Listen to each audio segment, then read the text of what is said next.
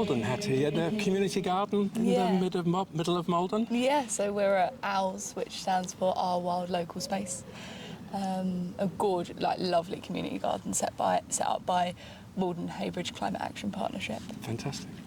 Well, here I am with Hattie Phillips. So, Hattie, welcome to the show. Oh, thank you. What a pleasure to have you on. You're at college in the Black Mountains in Wales, so it's a summer break now for that. And you've been active in environmental and climate matters for quite a long time. So you're going to tell us a little bit about how it all looks from your perspective. Yeah, for sure. Yeah. Big changes. yes, exactly. So tell us a little bit then how you became involved in the interest in and the action in and around nature and climate. What was it that started all of that? So I grew up very much in a family and community that loved going outside. Nature has always been a big part of our lives. From when I was younger, I was, going to festivals, going to different camping trips, and being given that freedom to play outside and to experience the natural world in everything that it brings.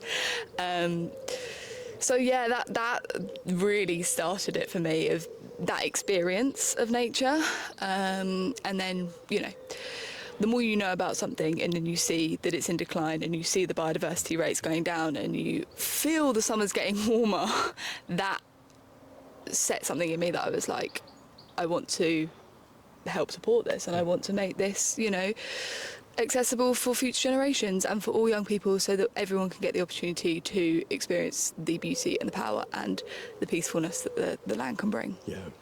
So that kind of moment that turns the thought about the harms that we see and the kind of almost relentless move towards getting worse. And you move into thinking, I want to do something about it. How does that make you feel when you start doing things? A little bit more like, oh, I'm in control of it a little bit because I'm doing something? Or maybe you find out more and it's worse.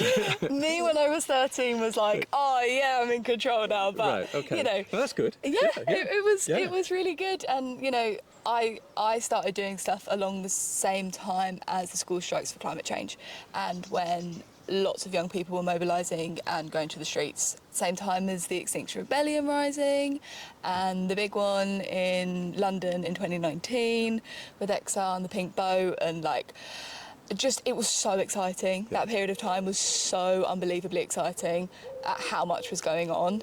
And, you felt like you were at the start of something amazing. I mean, it wasn't the start. People have been doing this since, the 70s and beyond. But it was like... It came into your life at the right time. Yeah, it really did. And, I'm hoping to talk more about it, but action, non-violent direct protest and community go hand in hand. And that's something that I've really, really realised growing up, and I think that was what was so incredible about that moment in time, was the fact that I went from being one person in a state school of thousands of people who was sitting there banging on about climate change and the climate crisis here in Maldon, just down the road at the school, and feeling like I was banging on the door and, okay, the school supported in some ways, but, it's hard when you're one person to then being part of a community of thousands and thousands of other young people that are also all fighting for the exact same thing. It was so empowering. Yeah. So that opened up lots of possibilities. So Tell us a many bit about some of those. possibilities. I mean, it just strikes me as a kind of wonderful thing that you can go from thinking I want to do something to having things you can do. I mean, it's a different matter as to what impact they will have, but the immediate impact is on the people who are engaged in them. Yeah, for sure. And all of this campaigning and nature facilitation and connection and all of the opportunities that I've had have been such ripple effects of one another.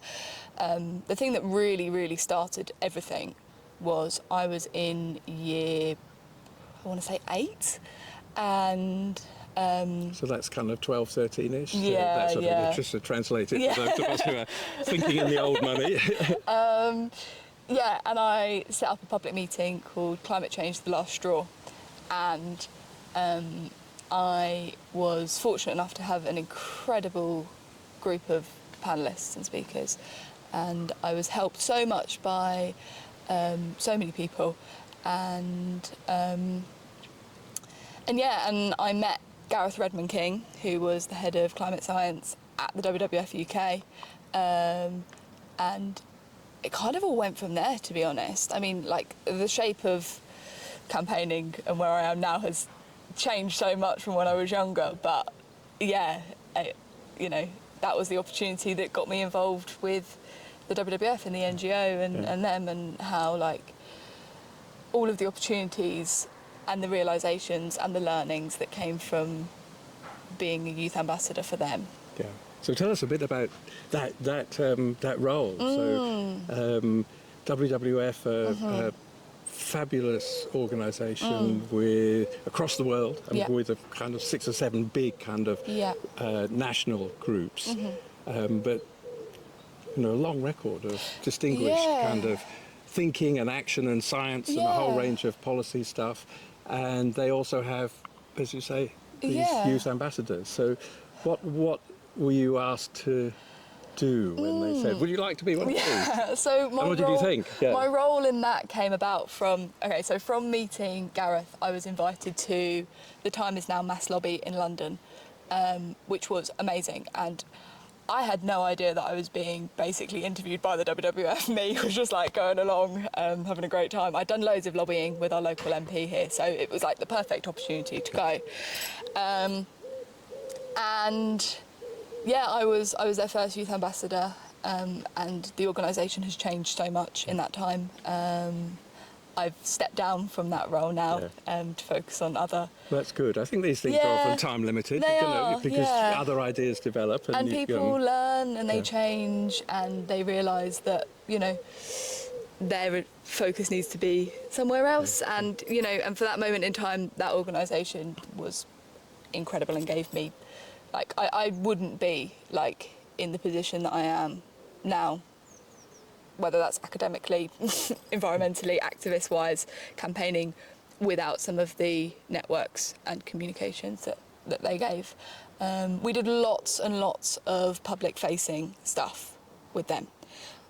It was a lot of, like, going to different events and speaking and being that, like, first port of call for young people for an organisation.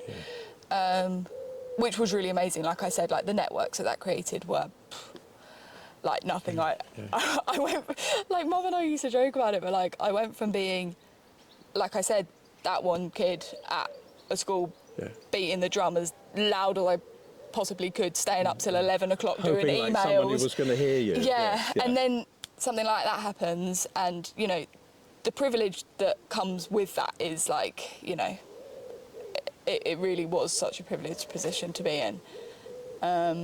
So what's kind of interesting is that for a while, and overlapping in that period, I was a board member of WWF. So sitting in the kind of board, just WWF UK, obviously, just trying to kind of make sure that the organisation is kind of moving in the right direction. Do you feel as though your young person's voice, if we can kind of load that on you, was that being heard by the organisation and by others? And I'm not trying to kind of pin something, but I'm saying the ambassador role is going to be outward looking on behalf of the organisation, but you're also going to be saying to the organisation, well, look, this is how we see the world. This is, what we're concerned about. What can you do differently to help? Bit of both? A bit of both. Yeah. It's a tricky one, because the youth engagement programme undertook quite a lot of changes in the time that I was there, and bearing witness to that was quite an extraordinary experience, to be able to see how the organisation has changed strategies and changed things. And there were moments that I found really difficult in that, and tricky conversations that were had, but that's like any big organisation. Sure is. There's room for learning, I think there is still room for learning, as in everything.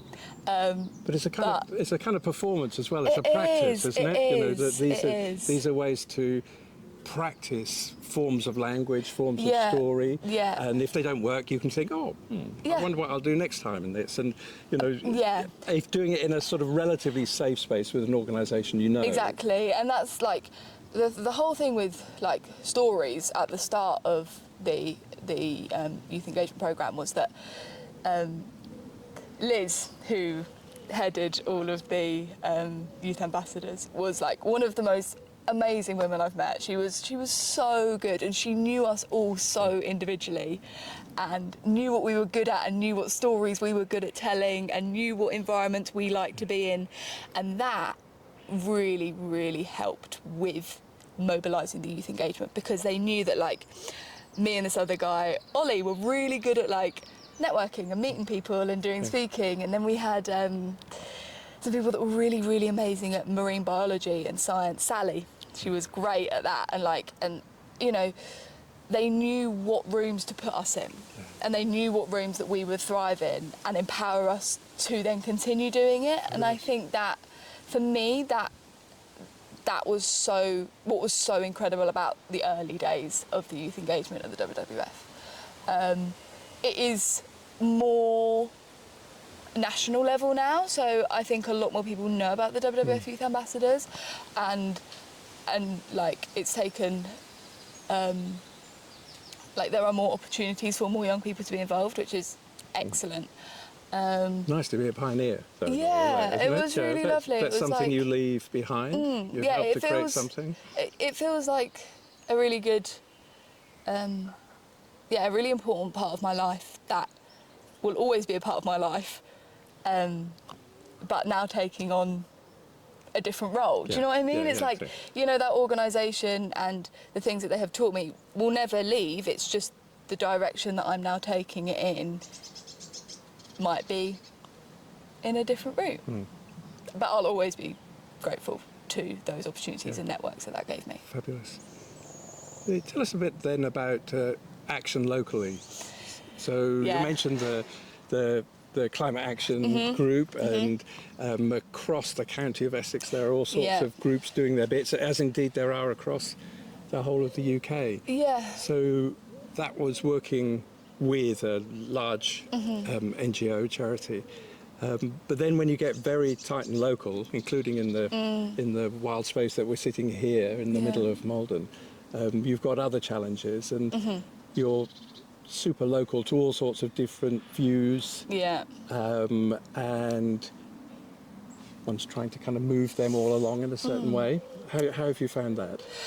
So I said at the start about how like a lot of the actions that I did in the beginning were very quite national level, and trying to mobilise big businesses and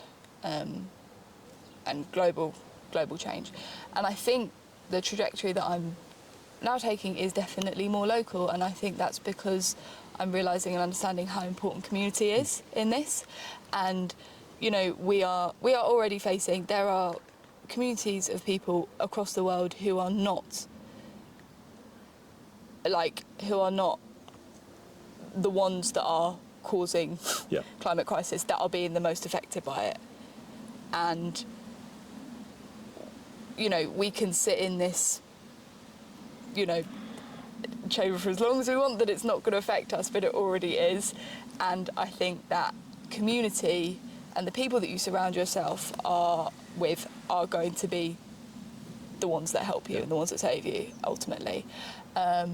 So Heybridge and Maldon Climate Action Partnership are incredible. They do so many different things that cover such a broad spectrum of climate action, and everything from, they have Gaia conversations, which are about having those conversations and having communication around the things that people are worried about within the climate crisis. So the opportunity to sit down with people and talk about the biodiversity loss, or to talk about food shortages, or we're along the Blackwater estuary, and the impact that that's going to have to the water. And it's done in the style of Joanna Macy's The Work That Reconnects, which is done via a spiral, and you get to share your grief and your pain and the loss for that specific area that you're talking about, and then go on to talk about like your hopes and what you want to see change. And I think it's stuff like that that is really important, because you're going to need that village to support you when things get tougher, which, you know, they already are. It's different. Local action comes with its own challenges compared to national. But yeah, it's interesting for me, like I'm split over two homes really. I am originally from Maldon in Essex, and now I live in the Brecon Beacons, going to Black Mountains College.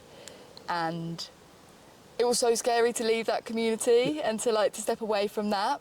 But the community that I have at college now is incredible. Like, you know, I thought it was empowering back in 2019, 2018, finding thousands and thousands of people that were supporting you. But when you find those people and you're so tight-knit, that is like, yeah, it's one of the most special and empowering things. And everybody on the courses are on a similar journey. Yeah. Are they not? I mean, well, yeah. You know, they've started with a set of ideas. I mean, everybody has when they first go to college. Yeah. But because you've got a certain kind of ethic with the place, yeah, then you're meeting people who are also thinking, well, this would be nice if we could do this together. Yeah. And there are people from so many different backgrounds and from so many different journeys, but coming together with similar but also differing views as well, and being able to learn from those and to bring those together to do community action and organising is great. Like, yeah, it's so good to have found that and to have collected loads of people along the way. And loads of examples of the conversations, the stories, the interactions with different sorts of people. Yeah.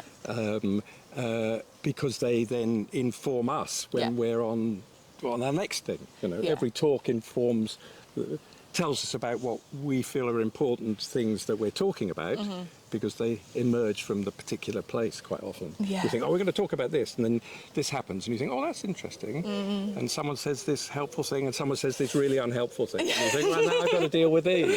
Yeah. But that's all a kind of testing ground, isn't it? It is, yeah.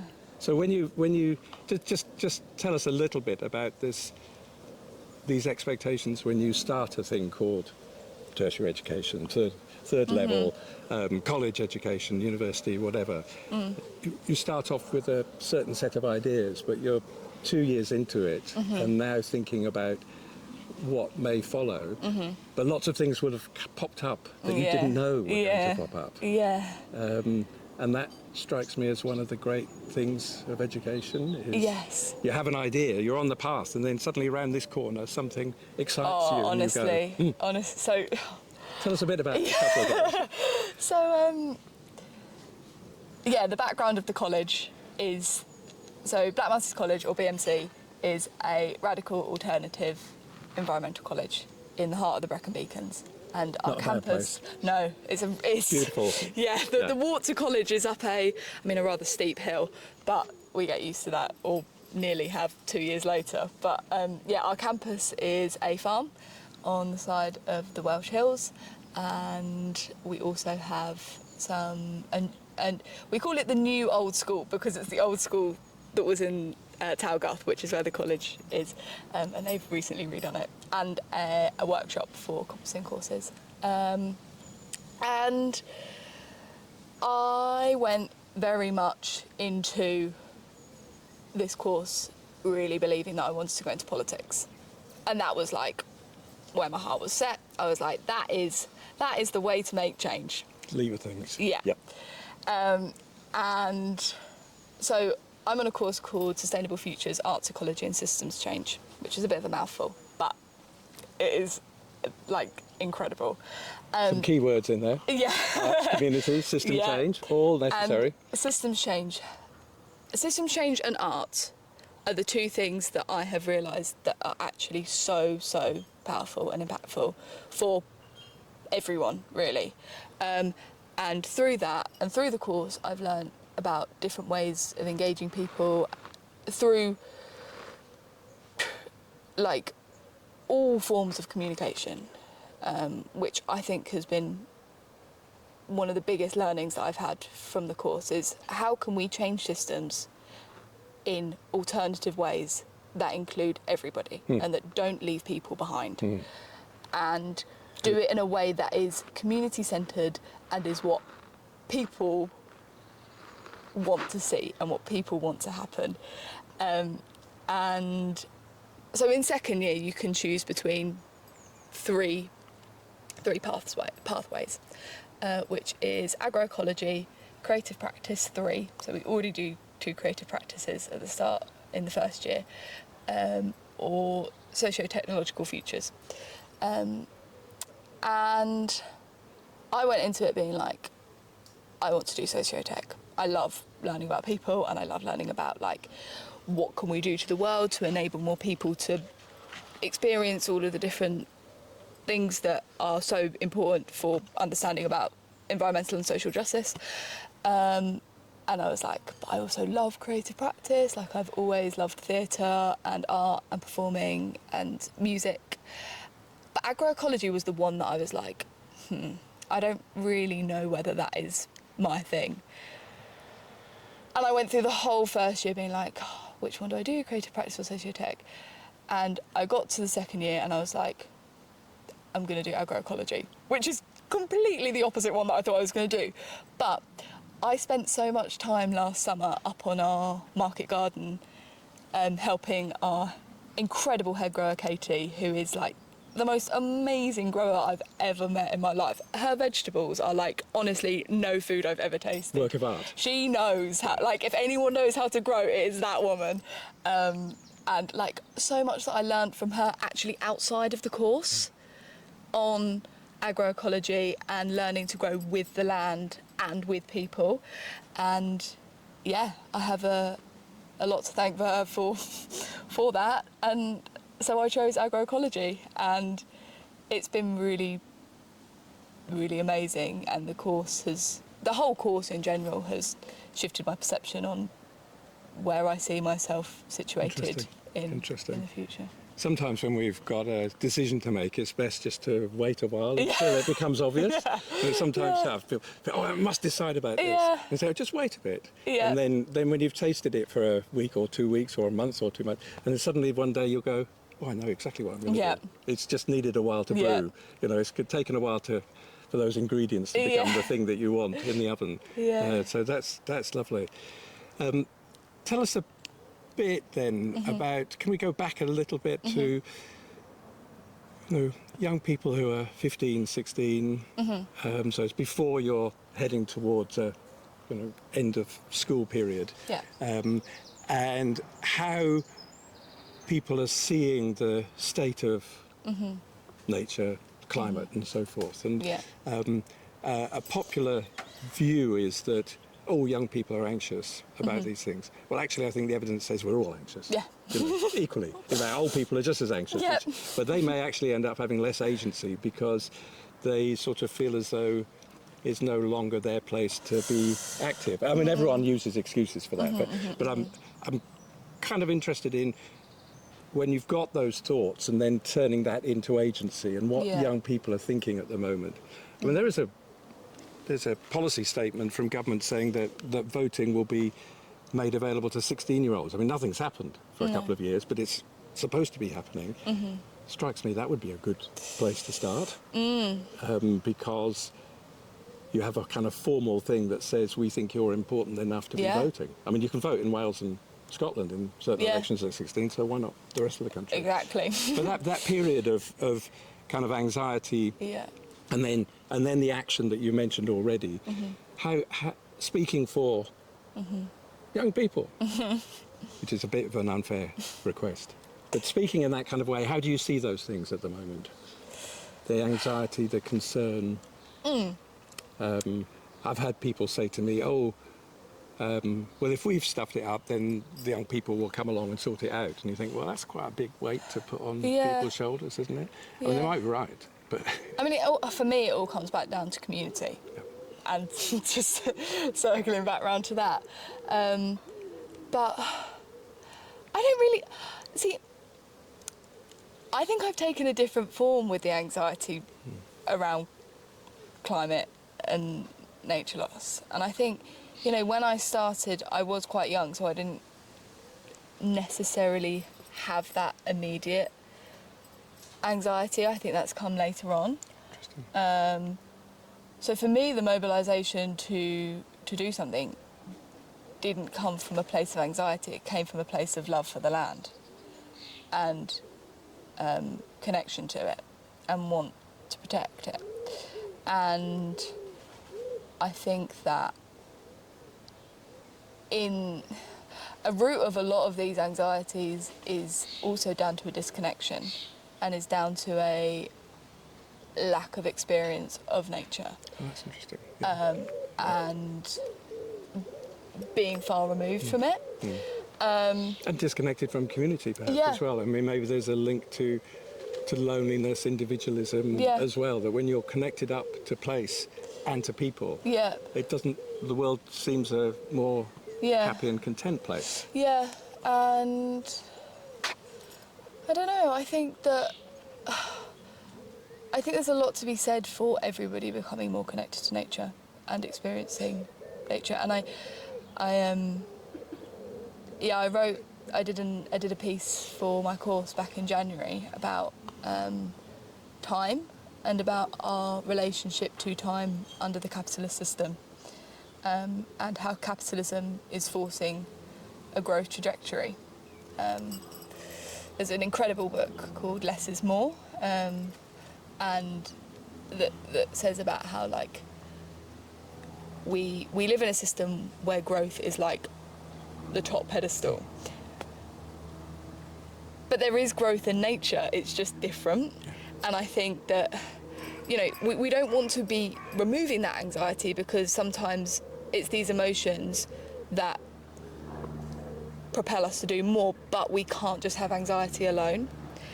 And I think that's where we have a lot to learn from nature, and going into the natural world and living with the seasons and observing how the land works and how things grow in nature, not from a capitalist system, could be really beneficial for people to understand how to bring about change and how to bring about change with what nature needs. So if you take the owls here, the location that we're sitting, or the garden that you mentioned that at the college, you know, with the genius gardener. You're engaged. So here, what's a typical Saturday? Is it every month? People come and do some first Saturday. So the kinds of things that people are doing, some of them are kind of hard, scraggy work, like cutting the stinging nettles back and putting stuff in piles. Wood chipping. But then also planting and watching the butterflies. And we've got the fernery over there as well, which is gorgeous. Lovely. And things are meanwhile growing. And some of those are, well, a lot of them are happening by intent. That you have this idea that you want something. And a lot of it is wild. A lot of it's wild. So there's also letting nature have its way. And letting accidental stuff happen, which is often when it's wonderful. But you also, the group is coming here and doing stuff with intent. They say, we want to do this. And that maybe is playing into what you're thinking about as a different way of seeing the world, is that actually if you do this and this and this thing will grow. That's pretty nice to know that. You know? It's lovely. And also, it's the duality of everything, and it's the, you know, yes, we can plant this, and the likelihood of it happening is very high. But then there's also the unpredictability of, like, up at the market garden, we we were planting out our leeks, and there's rows and rows of no dig bed leeks. And we did that 2 weeks, and then we came back, and there were hundreds of sunflowers that had self-seeded in those beds. And we had to unfortunately pull them out and then repot them somewhere else so that they could still grow. But yeah, there's something to say about having intention, but also the ripple effects that intention will bring as well, and the other things that will grow from that. And I think spending time in nature and experiencing actually how the land works naturally without people could be really, really impactful for helping people to understand how to solve the climate crisis, because we can't do it we can't do it without nature. Yeah. Actually, I think nature is the driver. It's the thing that changed it. Yeah. It is, and so often it's like we are feeling, you know, the emphasis is so much put on people and not on the non-human that it becomes very individualistic rather than like looking towards the land for what it needs, not what we need. Yeah, lovely, beautifully put. There's something about, I mean, nature has intent as well. If we kind of, if you leave the space for it to do its thing, then its thing will happen. And some of those will be surprises, but there'll also be instructive things for us when we will see the world differently. So that action of being on the land, you're thinking about how that comes back to us as a kind of a story, a lesson, a learning, which we can then use in other fields. It might be in politics, it might be in kind of community, it might be in an essay, it might be in a future job, or whatever, or music or theatre or art or something. Yeah, I am at the start of the year thinking on that line of storytelling and learning from the land and from people as well. I've always loved theatre. Growing up, I used to do amateur dramatics and like shows, and every February I used to do a show, and it was always like one of my favourite times of the year. But it was always like activism, campaigning, environmental work, and theatre, and they were on two parallels. And through uni and through the course that we're doing, it's allowed those two to meet. Oh, that's great. And I wrote a play and performed it in January called Letters of Land and Loss. One person play? Well, yeah. kind of. One person there, but there were 4 characters within it. So it was basically, it was talking from 2050 about what people have lost due to climate collapse. And the 4 characters were the activist, which I wrote a monologue for. We had the farmer, who I spoke to, an incredible Welsh sheep farmer who's sadly passed away this lambing season. But what an incredible opportunity it was to have those conversations with him, and to have a recording of him talking about what it's like sheep farming in mid Wales. We had the climate migrant, which was from a dear friend that I sat on a panel with at the start of last January, and then it was the billionaire.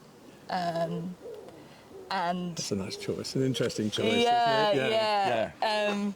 And to hear what each of those characters had lost throughout this.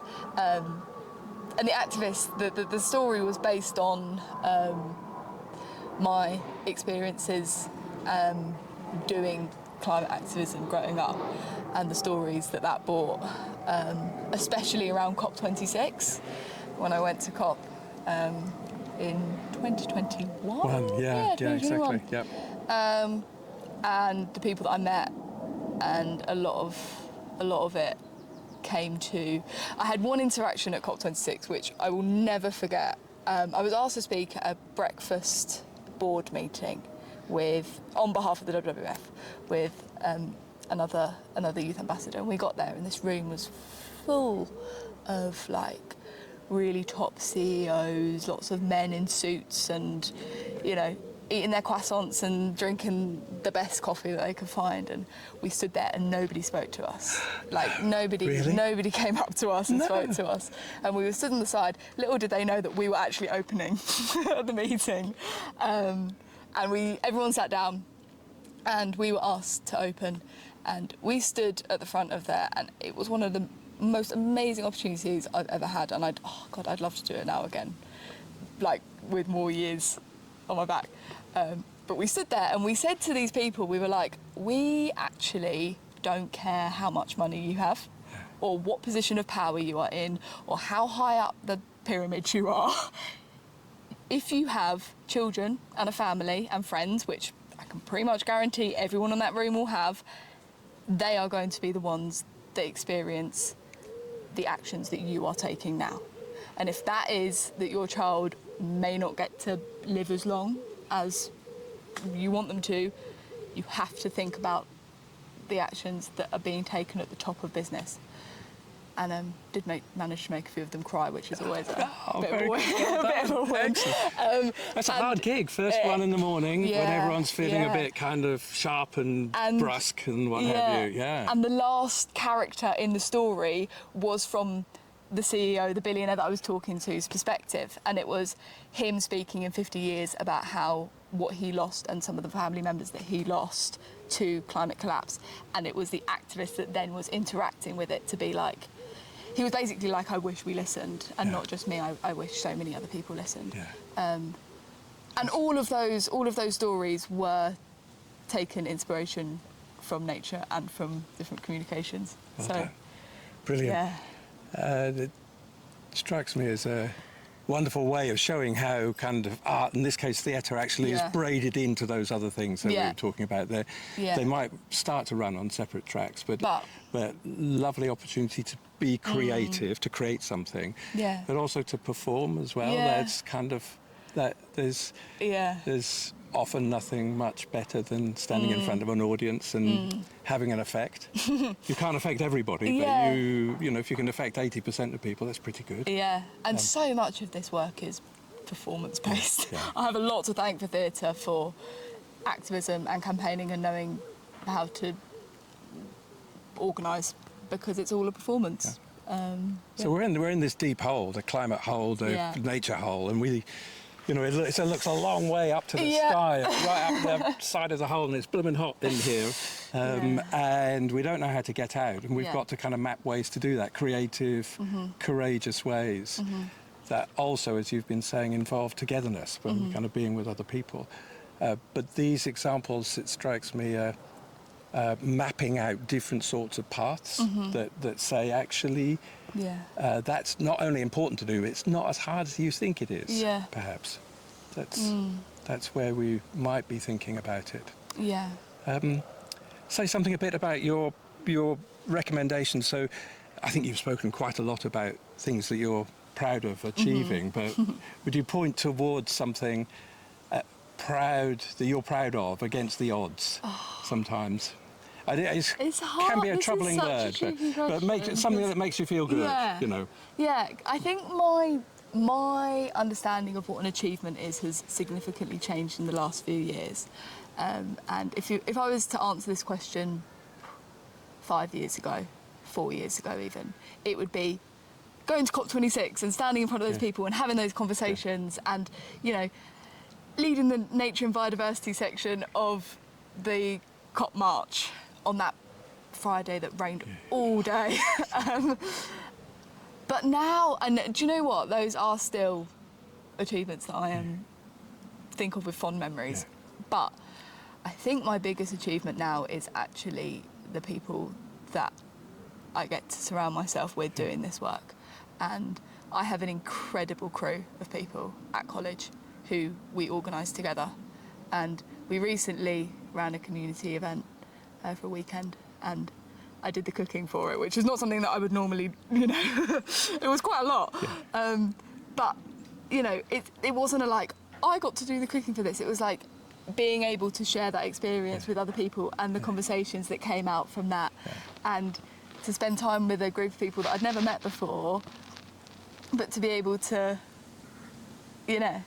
share food that we'd grown on the land, and to have had conversations with whilst making the food. And I don't know, I'm not sure if this is translating in the way that I want it to, but achievements for me are now communal, and like the biggest achievement are the lessons and stuff that I have collected from various people growing up. Brilliant. Sometimes when we were talking about the art and the theatre, and just as you've described there, the cooking together, we can have conversations without having to look people in the eye. Yeah. You can have, the thing is happening here, if we were drawing something on a piece of paper, a systems map or something like that, or agroecological interactions, we might be looking down and talking to each other like this, which is a different form of conversation than very often political ones, which are much more direct, and people feel defensive more easily and go back to their existing positions, and it then becomes quite hard to move things along. Yeah. So if you've got something that you can be doing together, sharing food, cooking food together, writing something together, that opens up a different sort of conversation, I think, doesn't it? It does. And I think, using my systems thinking, this is such a complex system to try and unpack that it's not a one size fits all kind of thing that we're going to go through. There are so many different cogs in this way that's working that need to be looked at individually, and also in how they interact with others, and not just from a human perspective, from how is this cog relating to the land, how is this relating to so many different communities, that we have to think of alternative ways of communicating, like you said. And so often in the activist sector, I was so guilty of using this when I was younger, but being like, every person has a voice, everyone has a voice in this, everyone can make a difference, and everyone can make a difference, but not everyone has a voice. And that is what is so great about other ways of looking at the issue, is through art, is through music, is through cooking, is through knowing how to grow. Like, the roots of agroecology were not from the West. That is something that people have learned and have listened to different stories from different communities. And everyone, people can make a difference, but it isn't all through verbal communication. And you also said earlier on, which was very wise, leave no one behind. I mean, it's got to be the big challenge. And that requires another level of work. Rather than just doing the easy bit, you've got to think a little bit differently. A hero or a heroine in all of this? This is always such a tricky, hard... Your friends on the same path? Yeah. I mean, there are so many different people that I could say. I have immense amount of respect and inspiration from activists that are being arrested for this work, and it's not even work, that was the wrong word, it's this fight that people are taking, and how much people are sacrificing for what they know is needed, and the interdisciplinary nature of that, and climate justice and social justice. Look at the Palestine Action group that are being arrested under a terrorism act for holding a sign for wanting to protect the people and the planet. It's all interconnected and interwoven, and it's so complex. So I have huge amounts of inspiration to those people.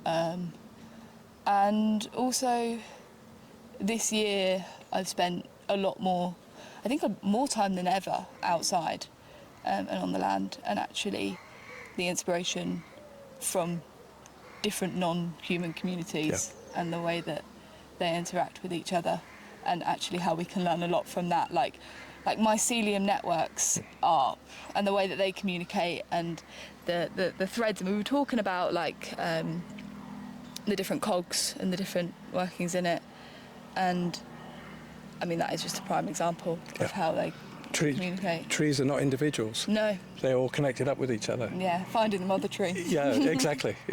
Susan Simard. Yeah, and that's changed the way that people think. I mean, just knowing those, that's a knowledge set that people largely didn't know at all about 20 years ago, a little bit 10, but now is taken to be a common way of seeing the world. But we see the world differently when you think that all the plants in this location here, especially the big ones that have been here for longer, they're all connected up with each other, sharing moisture, sharing nutrients, sharing signals about pests, warnings about pests coming, and all sorts of things. Community. See it differently. Community. Very good. Exactly. A book recommendation? One that's been important to you? I love Robin Wall Kimmerer. She is an incredible woman. Braiding Sweetgrass was her first. Yeah. I've just started gathering moss, but the one that I absolutely loved, and I think I read it in like 2 days over Christmas, was The Serviceberry. Yeah. And that is a really, really beautiful book for thinking about alternative ways of reciprocity, and it made me think a lot about economic systems as well, and how everything in our society is based on monetary reciprocity, and again it's looking to the land for alternative ways, and the ideas and the lessons that gave to me about mutual aid and about supporting other people, and not necessarily, doing it to get something back, doing it to support other people. Yeah, really, really good book. Yeah. It's very accessible and easy to read. Well, any form of gift. I mean, a gift that is, especially if it's not something that's been bought, but maybe it's something that's been made or created, is a way of dodging the capitalist system, because it says, I was thinking of you and I gave you this thing. Yeah. And that's something that slips away. It's such a radical slips act. around it, doesn't it? Yeah, Give people something. Yeah. A recommendation? For viewers and listeners, if you were saying one thing that you could do, you've talked about listening to the world. We had a couple of crows just calling us. You were talking about connections to the nature around us, which was rather nice. They were speaking their voice. A recommendation then? Oh, it's such a classic, but go outside. Yeah. And I think go outside, connect with the land, and that is not something that is accessible to everyone. So if that is accessible for you, support other people who may not be able to in being able to go outside. And growing food and flowers. I love growing flowers. It's such a good way to slow down. One of my favourite quotes of all time is, "Growing a garden is a beautiful and radical act." And it really, really is, because it teaches you so much more. It teaches you about everything that we've spoken about today in one place. It teaches about community, mutual aid services, reciprocity, communication, everything. The space that we're in is just such a prime example of that. So growing and going outside and supporting those who can't easily access that. Brilliant. Well, fantastic. Thank you. Hattie Phillips, fantastic. Lovely to chat to you here in the Owl's Garden in Maldon, at the top end of the Blackwater estuary. A real pleasure. Thank you so much. Thank you, Jules. It's been really lovely.